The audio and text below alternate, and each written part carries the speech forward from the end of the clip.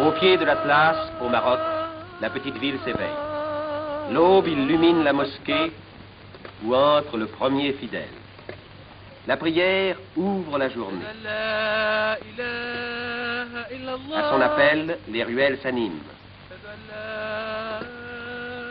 Déjà, les femmes se mettent en route pour chercher l'eau.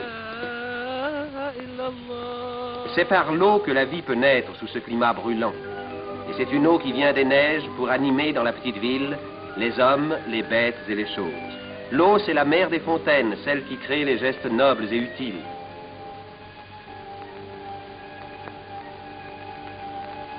C'est aussi l'eau qui va arroser les souks sous leurs claies de roseaux, où s'ouvrent déjà les boutiques étroites dans lesquelles l'on vend les épices et les cuirs brodés. L'eau qui rafraîchit le patio que traverse si sagement l'enfant en route pour l'école, car la vie du matin réveille les écoles. Tout un petit peuple sérieux se met en marche vers la classe.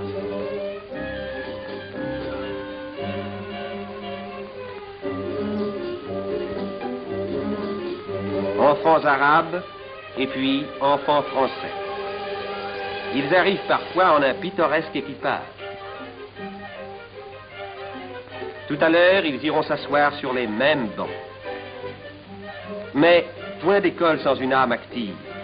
Et voici celle qui fait vivre 5 écoles, une française.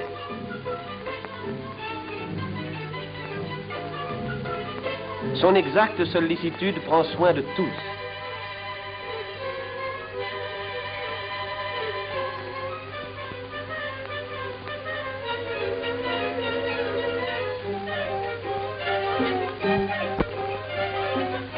On s'en va vers une autre école. Une main maternelle emmène la fillette vers la classe.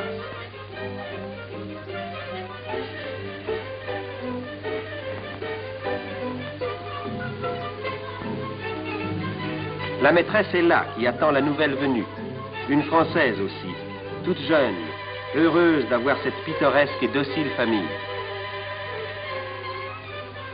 Défilé calme et travail sérieux.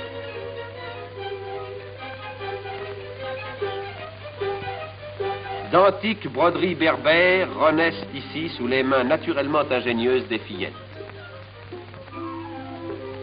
On ranime et l'on perpétue un art national.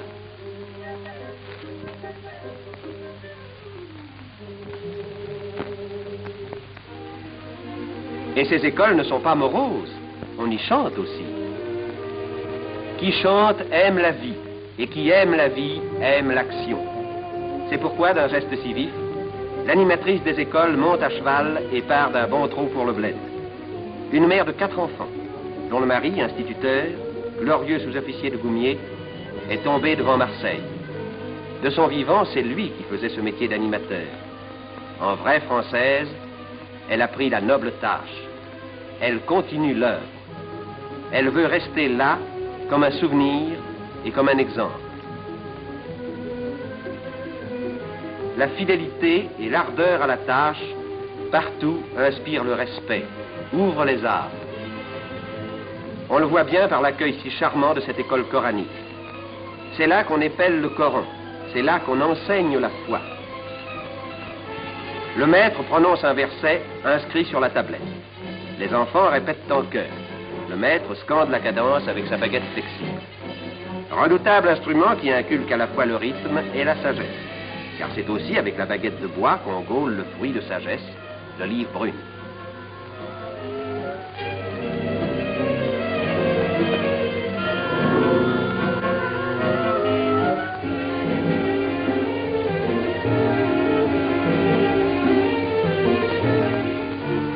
Ici fonctionne encore la meule antique.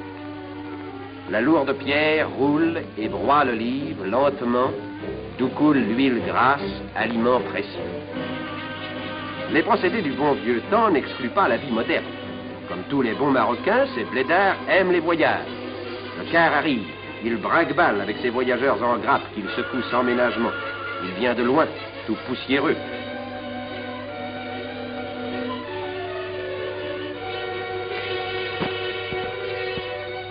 Il déballe ses sacs bourrés de lettres. Il en arrive de partout, d'Europe, d'Amérique. Grâce aux bonnes routes construites, la lointaine cité est reliée au monde par la lettre. Elle l'est aussi par le fil. Et la lettre et le fil portent les nouvelles bien au-delà de la petite ville, jusque dans les vallées encore sauvages de l'Atlas. Ainsi, la vie s'étend. Ainsi se crée un lien utile entre ces hommes et les autres hommes. Entre la France qui a fait les routes, planté les poteaux, tendu les fils, et les habitants de ce bled lointain, français et marocains, qui travaillent et vivent côte à côte.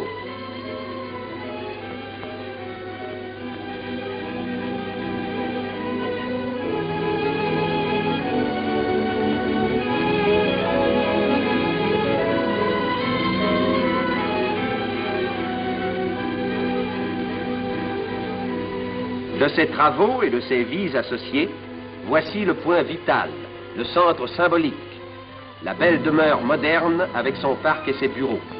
Maison de France en pays marocain, celle du contrôleur civil, où l'administration de plusieurs milliers de haut, elle veille sur elle.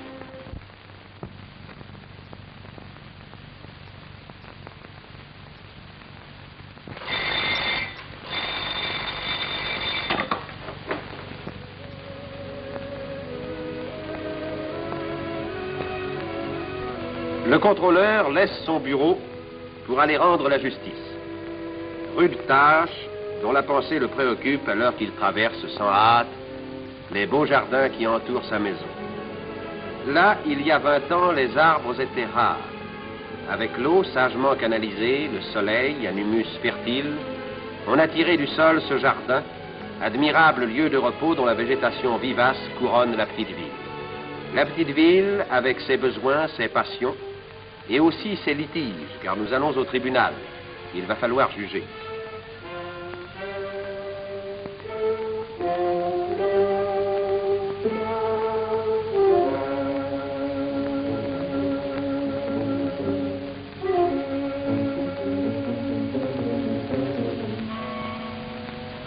Ce tribunal, on l'appelle le Mejlis.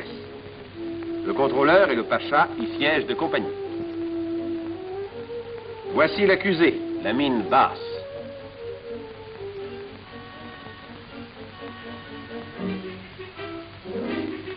L'affaire est délicate. Il s'agit d'une peau de mouton, tout simplement. Et sous la peau, il y a aussi le mouton, probablement. On ne sait trop, on discute, on explique. C'est la classique chicaya.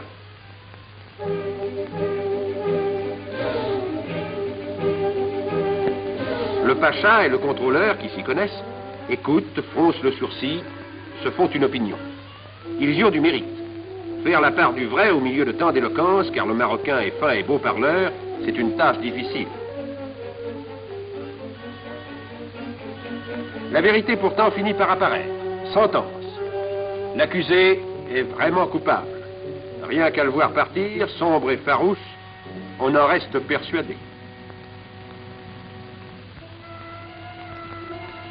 Et dehors, la vie continue. Une vie simple, naturelle. Beni Mellal, blotti au flanc de la montagne, est une cité campagnarde. Les potagers et les vergers qui s'abritent aux pentes de l'Atlas lui envoient leurs fruits, leurs légumes. L'oignon succulent, la fève grasse, la tomate juteuse, le piment rouge, et le citron et la grenade, fraîchement cueillis du matin au milieu des feuillages humides. Toute la montagne descend, la montagne pastorale où pâturent d'immenses troupeaux de moutons.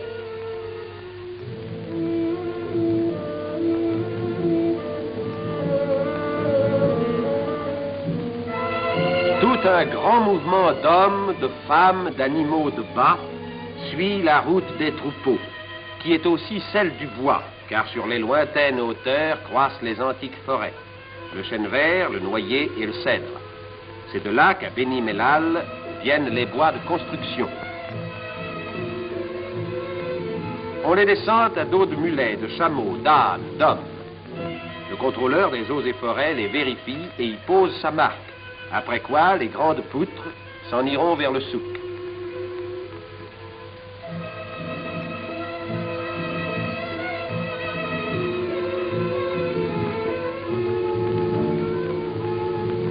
Dressés en cercle, Ne dirait-on pas un rassemblement primitif de guerriers en palabres? Mais aujourd'hui, le pays est très pacifique. Et ce peuple guerrier se tourne vers d'autres travaux que ceux des armes. La vie l'appelle.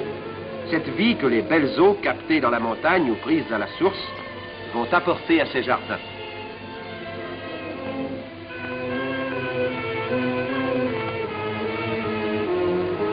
Mais pour les amener, ces eaux, et pour fertiliser la terre, de longs travaux sont nécessaires sur un sol ingrat où pourtant l'horizon est beau.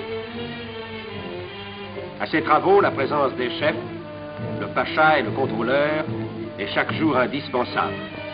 Il faut diriger, conseiller, exiger, être la pensée vigilante, incarner une foi et un espoir.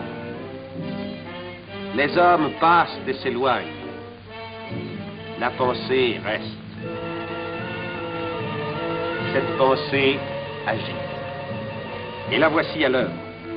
Là où circule encore la charrue primitive attelée d'un cheval et d'un chameau, vient de surgir le tracteur à chenilles, le char de combat des labours, puissant défricheur de ces landes incultes, où demain va pousser le blé nourricier.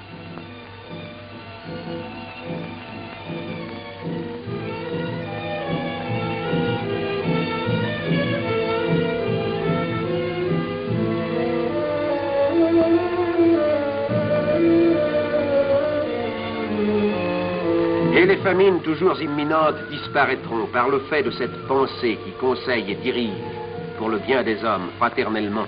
Là où ne poussait que le doum et le jujubier sauvage, le soc de la machine creuse. Et creuse à fond, suivant un grand plan de travail, où le sillon prévu aura pour semence l'eau vivifiante qu'on lui prépare dans la montagne. Car on va barrer là-haut des vallées dont cette pensée prévoyante a déjà dessiné les figures futures.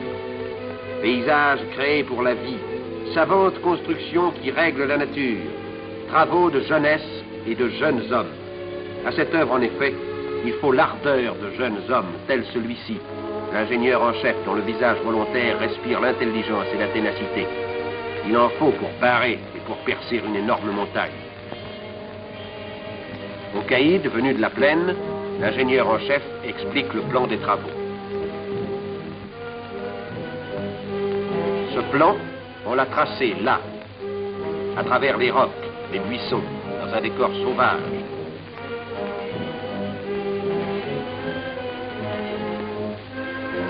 Mais la sauvagerie cédera à l'idée. La pelle, le pic et la mine auront raison d'une nature hostile et jusqu'à ce jour indomptée. Cette nature, on la vaincra, mais non sans peine, à force de bras, de temps et de patience, par le savoir et par l'effort.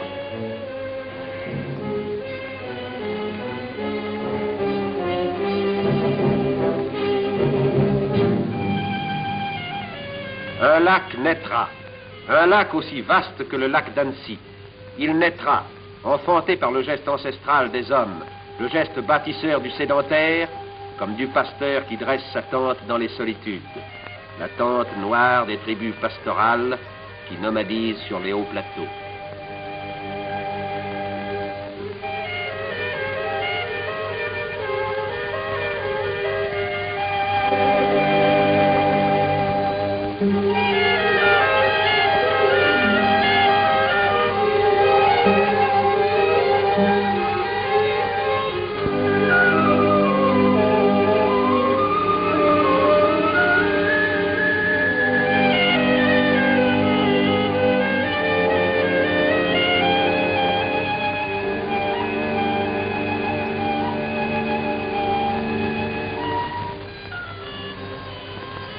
Et, le soir venu, les troupeaux descendent vers la ville, qui s'endort sous la prière.